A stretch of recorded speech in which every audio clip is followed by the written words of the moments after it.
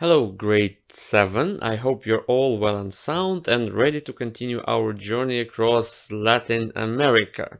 You remember that last time we were studying landforms and resources of that continent, and you were expected to do some homework.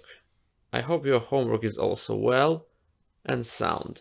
Now, today we're going to talk about climate and vegetation of that region of the world. Okay, and you will open your books on page 207, and without delays, off we go. The climate of Latin America ranges from the hot and humid Amazon River basin to the dry and desert-like conditions of northern Mexico and southern Chile. Rainforests, deserts, savannas, all of them may be found in that region.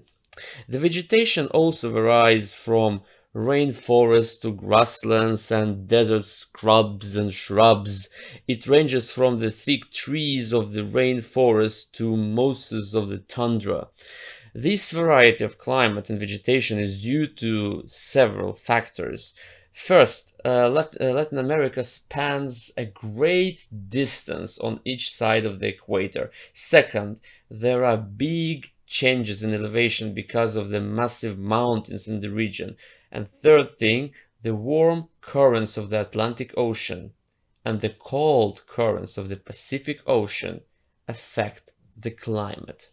So, again, if you look at this map, you will see that when we talk about Latin America, you remember we talk about territory that starts somewhere at the border between America and Mexico, right here, and goes down all the way through Central America, South America, and to the very end of the continent. Okay, so the fireland, the land of fire here. Okay, now it's about 4,000 miles, and it is obvious that the continent or the territory that covered, because it's more than just one continent. You remember that Mexico does not belong to South America. Mexico is still in North America. So when the territory spans 4,000 miles, there is no chance for this land to lay in one climatic zone. Okay, you remember there are different climatic zones like tropical and arid, semi-arid, and temperate, and polar. Okay, so now obviously, if you see that here is the equator, okay, and here are the tropics, so it is just expected that this continent has many different climatic zones. You remember America. America also has, like the United States and Canada, they also have different climate zones, okay, but not as many as Latin America. So now I will ask you to look at this climate map again. Look well. And then I will ask you to look at the vegetation map on page 207. Two maps for you today. One on the screen, another is in your book.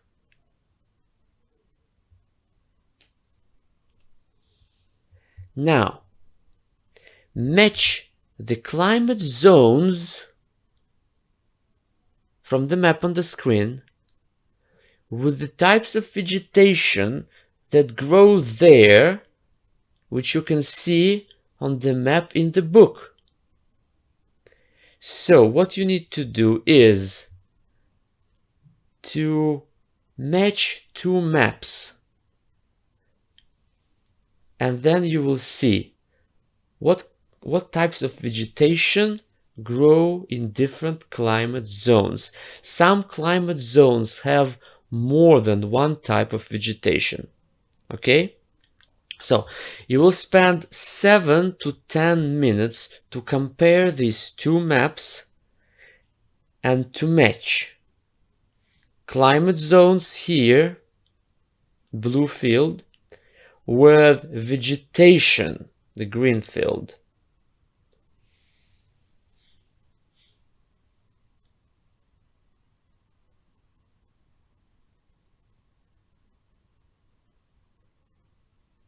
Now, as you are done with this part, and I guess you expect me to give you the answers to this table, and today I'm not in the mood of giving you answers. Instead, you will read the information on pages 207, 208, and 209 and check your answers. And for that, you have, say, 20 minutes, 25, or as many minutes as you wish. Just don't forget to press pause because I'm going to the next part of our lesson.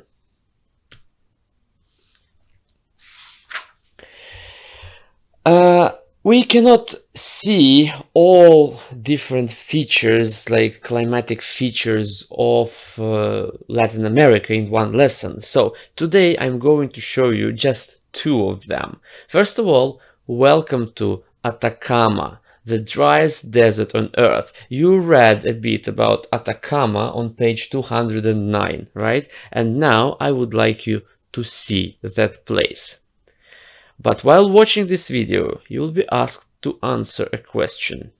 How does the cold ocean current affect the driest desert on the planet? Here you are. Welcome to the desert.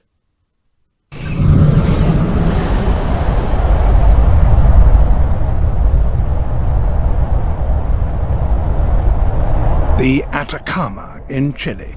This is the driest desert in the world.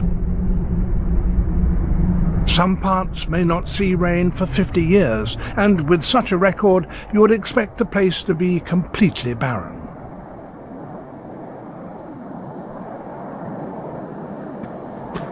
These are South America's camels, guanacos.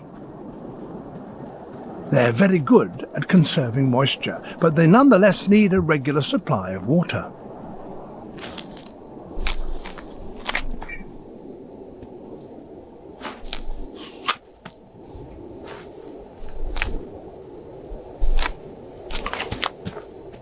They get it partly from cactus flowers, but that explanation raises another question. How do the cacti survive without rain?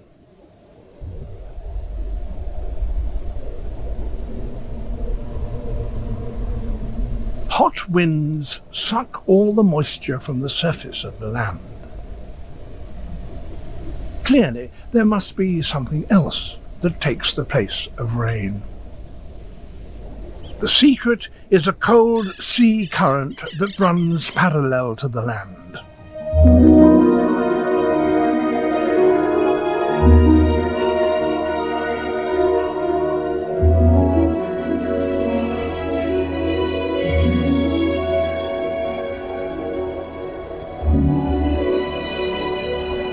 The cold water cools the moist, warm air above it, and that produces banks of fog.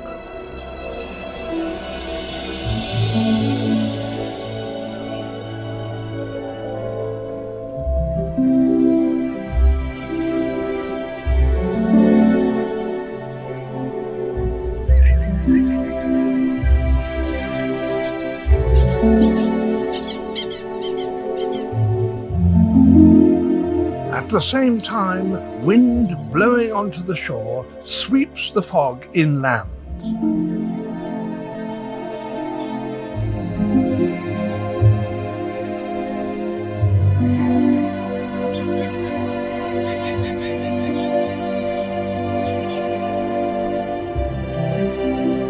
Before long, the cacti are dripping with dew.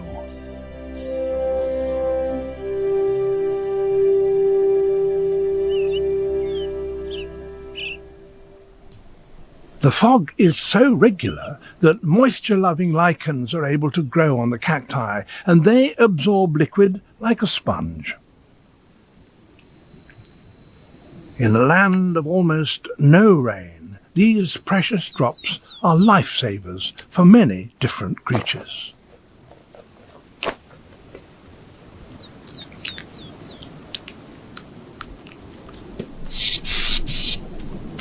Further inland, the air remains so warm that its moisture does not condense, so this slender strip of desert is virtually the only part of the Atacama where life can exist.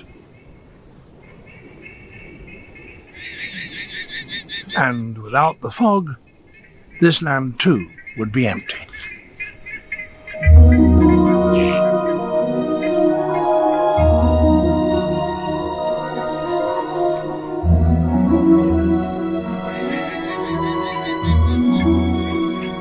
The guanacos make the most of the dew, but it will not remain for long. In an hour or two, the sun will have burnt it off and dried the surface of the cacti.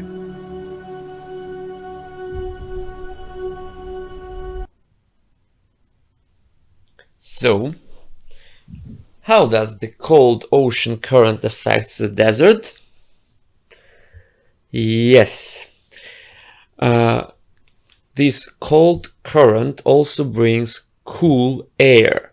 This cool air, when it meets the hot air of the desert, together they form fog. And the wind, which in the morning usually blows from the sea and into the land, into the desert, carries this fog, and when it reaches the desert, it falls down in the form of a dew, right? Dew is that water, those little droplets of water that you can see on the flowers and on the grass in summer. Okay, so dew covers all the plants, all the leaves, and whatever grows there, all the mosses, and animals can drink, and plants can get water for themselves, and also plants can help animals to find this water in the desert, where sometimes it doesn't rain for 50 years. So you see, desert does not only get water from rains, but also from dew. Okay. And the next place that I would like you to visit with me would be, yes, like if you ever wandered in the Amazon River, so in Amazon rainforest, sorry. So if I wonder if you've ever wandered in the Amazon rainforest. Like if you haven't, so here is your chance. Okay, enjoy the rainforest of Amazon basin. Okay, so we don't need to watch about Borneo. Borneo is our next, or like one of the other classes. Now, homework. I hope you enjoyed the video about rainforest. I hope you're really encouraged to go there one day. The important thing, and you need to know it, and it will come into your exam, that rainforest of Amazon basin are like the biggest rainforests in the world. Okay, so the biggest kind of jungle in the world. Okay, now here comes your homework. Human environment interaction, right? You remember how human use the nature, and you will read about it in your book, pages 210 to 213. You will revise the lesson and homework by answering questions in the assessment sections on pages 209 and 213, and that will be it, I guess. So, see you next week, I guess. Bye.